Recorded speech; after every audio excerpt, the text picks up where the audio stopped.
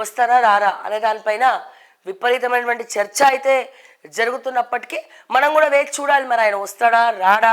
మరి మొట్టమొదటిసారి మొన్నంటే బడ్జెట్ ప్రవేశపెట్టినారు కాబట్టి ఒక రోజు వచ్చినారు, మిగిలిన రోజులు రాలే. మరి ఇప్పుడు హెల్త్ అంతా బాగానే ఉంది, కొంచెం ఇది వరకు కన్నా చాలా బెటర్ అంటున్నారు. సో మరి రావాలనే చాలామంది కోరుకుంటున్నారు. మరి చూద్దాం మరి ఏం జరుగుతుంది. కాసేపట్లో అంటే ఒక 2-3 గంటలు వెయిట్ చేస్తే తెలుస్తుంది కేసీఆర్ గారు వస్తారా రారా అనేది. అండ్ అదే రకంగా ముందుగా ఆంధ్రజ్యోతి చూసినట్టయితే నిన్న కేసీఆర్ గారు ప్రెస్ మీట్ పెడతా అన్నారు, పెట్టలేదు.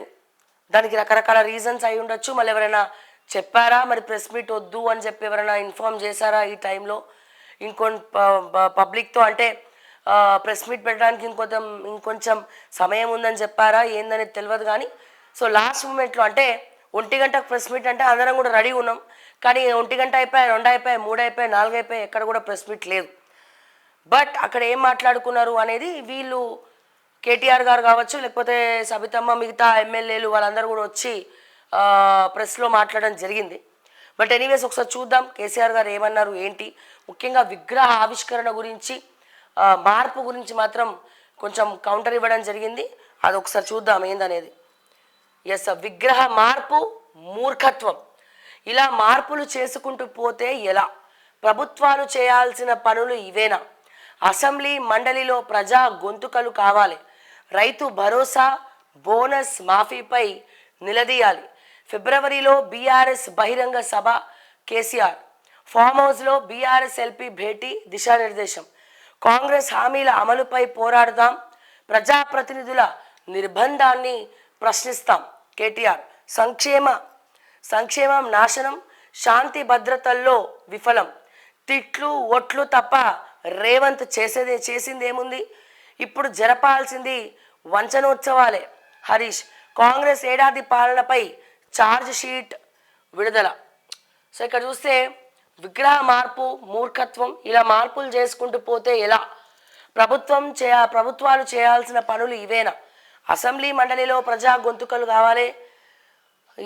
రైతు భరోసా, బోనస్ మాఫీపై నిలదీయాలి అని చెప్పి నిన్న వాళ్ళ పార్టీ నేతలందరికీ కూడా కేసీఆర్ గారు దిశానిర్దేశం చేయడం జరిగింది. ముఖ్యంగా రైతు భరోసా గురించి ఎక్స్క్లూజివ్గా మాట్లాడమని చెప్పినట్టు కూడా తెలుస్తోంది. ఏడాది కాలంగా మరి ఏం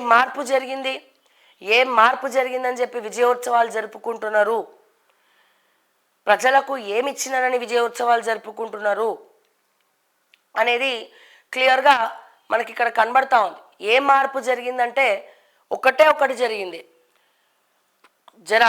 గ్రౌండ్లో చూసుకున్నట్టయితే ప్రజల దగ్గర ప్రజలు వాళ్ళకు కావాల్సింది వాళ్ళు చెప్పుకుంటున్నారు. ధర్నా చౌక్ బీఆర్ఎస్ ప్రభుత్వ హయాంలో ధర్నా చౌక్ అనేది మూసేసినారు, అంటే క్లోజ్ చేసేసినారు. ఎవరైనా ఎక్కడైనా ధర్నా చేయాలంటే ఆబ్వియస్గా ధర్నా చౌక్లో వాళ్ళ బాధ చెప్పుకోవాలంటే ధర్నా చౌక్కి పోయి చెప్పుకుంటుండే. కానీ గత ప్రభుత్వ హయాంలో మరి ఏమైందో కానీ ధర్నా చౌక్ అనేది మూతపడ్డది. సో దాంతో ఎవరికైనా ఏమైనా ఇబ్బందులు ఉన్నా, ఎవరికైనా ఏమైనా బాధలు ఉన్నా వాళ్ళు బయటికి వచ్చి చెప్పుకునే పరిస్థితి లేదు. ఒకవేళ ఫర్ ఎగ్జాంపుల్ డిఎస్సి 2008 ఉన్నారు. సో వాళ్ళు బయటకు వచ్చి వాళ్ళ బాధ చెప్పుకుంటే దాన్ని ధర్నా అనో, థ్రెట్ అనో, వాళ్ళ మీద లాఠీ చార్జ్ చేయడము, సో లోపలికి కూడా పోనివ్వకపోవడము, పోనీ వాళ్ళతో ఎవరైనా మాట్లాడతారా, చర్చలు చేస్తారా అంటే ఆ చర్చలు కూడా జరపకపోవడము. అంటే వాక్ చాతుర్యం, అంటే ఏదైతే వాక్ హక్కు ఉందో, స్వేచ్ఛ ఉందో, ప్రశ్నించే హక్కు ఏదైతే ఉందో ఆ ప్రశ్నించే హక్కును ప్రజలకు దూరం చేసింది గత ప్రభుత్వం. ఈ ప్రభుత్వంలో అట్లీస్ట్ ధర్నా చౌక్ దగ్గరన్నా కూర్చొని మాట్లాడుతున్నారు కదా, అట్లీస్ట్ ధర్నా చౌక్ దగ్గరన్నా కూర్చొని వీళ్ళు చెప్పాలనుకున్నది చెప్తున్నారు కదా. సరే ముఖ్యమంత్రి వింటాడా వినడా అనేది సెకండరీ. కానీ ఇక్కడ ధర్నా చౌక్ దగ్గర ఆటో వాళ్ళు కావాలంటే ధర్నా చేసుకోవచ్చు, లేకపోతే ఇంకెవరైనా కావాలంటే ధర్నా చేసుకోవచ్చు, వాళ్ళ బాధలు చెప్పుకోవచ్చు, వాళ్ళ కష్టాలు చెప్పుకోవచ్చు, వాళ్ళకి కావాల్సింది అడగచ్చు. కానీ గత ప్రభుత్వంలో ఈ ఒక్క స్వేచ్ఛ ఉందా? దయచేసి కేటీఆర్ గారు కూడా ఆత్మ పరిశీలన చేసుకోవాలి. ఎందుకని ఇన్నిసార్లు ఎందుకు చెప్తున్నానంటే మీరు ఫ్యూచర్ లీడర్గా ఉన్నారు కాబట్టి. సో మళ్ళా మీరు అధికారంలోకి వచ్చినట్టయితే మళ్ళీ చేసిన తప్పులు చేయొద్దు దయచేసి. సో ధర్నా చౌక్ అంటే ఏదైనా ఇబ్బంది ఉన్నప్పుడు, మీరు లీడర్లు అందుబాటులో లేనప్పుడు సో ఖచ్చితంగా వాళ్ళకి కావాల్సినవి ఏంటి? పబ్లిక్ వచ్చి వాళ్ళు అక్కడ కూర్చొని ధర్నా చేసి చెప్పుకుంటారు. సో వాళ్ళకి ధర్నా చేసే స్వేచ్ఛ లేదు, మాట్లాడే స్వేచ్ఛ లేదు. ఈ మాట్లాడే స్వేచ్ఛని మీరు నొక్కేశారు, బాధలు చెప్పుకునే స్వేచ్ఛని మీరు నొక్కేశారు.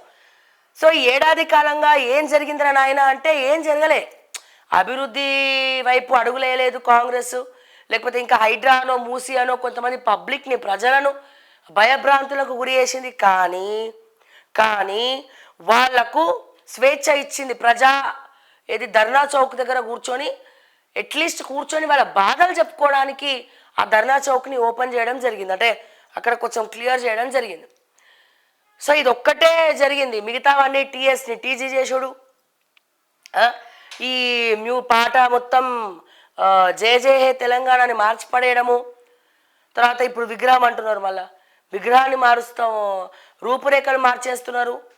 మరి హైకోర్టులో అయితే కొంతమంది పిటిషన్ వేయడం జరిగింది. మరి ఈరోజు ఇనాగ్రేషన్ ఆపుతారా లేదా అనేది తెలియదు. అసలు ఎవరికి కూడా నచ్చలేదు, తెలంగాణ ప్రజలు ఎవరికి కూడా. ఒకసారి మీరు చూసినట్టయితే మనం నిన్న కూడా మాట్లాడుకున్నాము. సో తెలంగాణ ప్రజలు ఎవరికి కూడా ఎందుకో సాటిస్ఫైడ్గా లేరు వాళ్ళు. ఇగో ప్రభుత్వంపై ప్రజలకు ఇక్కడ చూస్తే తెలంగాణ తల్లి విగ్రహం ఏది బాగుంది, పాతదా కొత్తదా అంటే 70, అంటే నిన్న మేము పెట్టడం జరిగింది, పోల్ పెట్టడం జరిగింది. సో పాతదా కొత్తదా అంటే పాతది అన్న వాళ్ళు 79% మంది ఉంటే యాజ్ ఆఫ్ నౌ ఇప్పటి వరకు మిగిలిన ఛానల్స్లో కూడా చాలామంది పోల్స్ పెట్టారు దీని గురించి. సో అక్కడ కూడా పాతదే బాగుందని చెప్తున్నారు. సో కొత్తది బాగుందా అంటే 21%. ఈ 21% కూడా నాకు తెలిసి కాంగ్రెస్ కార్యకర్తలు, మా రేవంత్ అన్న అనుచరులు కొంతమంది ఉండుంటారు. ఓకే, అయితే ఇక్కడ సో అంటే ఎవరికి కూడా నచ్చలేదు రేవంత్ అన్న. ఎందుకు ఇటువంటి డెసిషన్స్ తీసుకుంటున్నారో, మరి మీకు ఎవరు సలహాలు ఇస్తున్నారో నేను ప్రతిసారి అదే చెప్తున్నా, రాంగ్ రూట్లో వెళ్తున్నారు. మీరు తప్పుదో పడుతున్నారా, కావాలనే పట్టిస్తున్నారా అనేది కూడా అర్థం కావట్లేదు.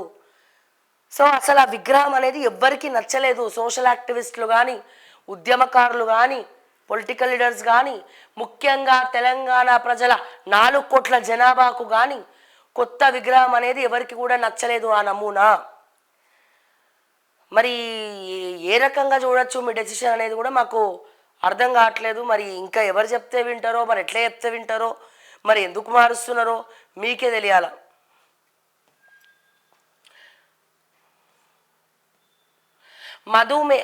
ఇక్కడ చూస్తే తెలంగాణ తల్లి పండగ ఏటా డిసెంబర్ 9న అవతరణ దినోత్సవం.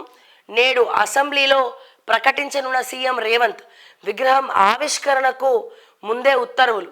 నేటి నుంచి అసెంబ్లీ శీతాకాల సమావేశాలు. ROR 2024 చట్టంపైనే ప్రధానంగా చర్చ. రైతు భరోసా పథకం విధి విధానాలపై కూడా. పంచాయతీరాజ్ చట్ట సవరణ బిల్లుకు ఆమోదం. మూసీ హైడ్రా ప్రస్తావనకు వచ్చే అవకాశం. వారం పాటు సమావేశాలు. వాడి వేడి ఖాయం. అస్త్రశస్త్రాలతో సిద్ధమైన అధికార విపక్షాలు. ఎయిర్ షోను తిలకిస్తున్న CM Revanth. So air show దేనికోసం సార్?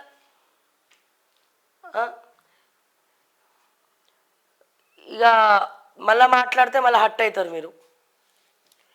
నెక్స్ట్, నింగి తన వైపు లాక్కున్నట్టు ఎయిర్ షో అద్భుతం. 9 విమానాలు, అరగంట పైగా విన్యాసాలు.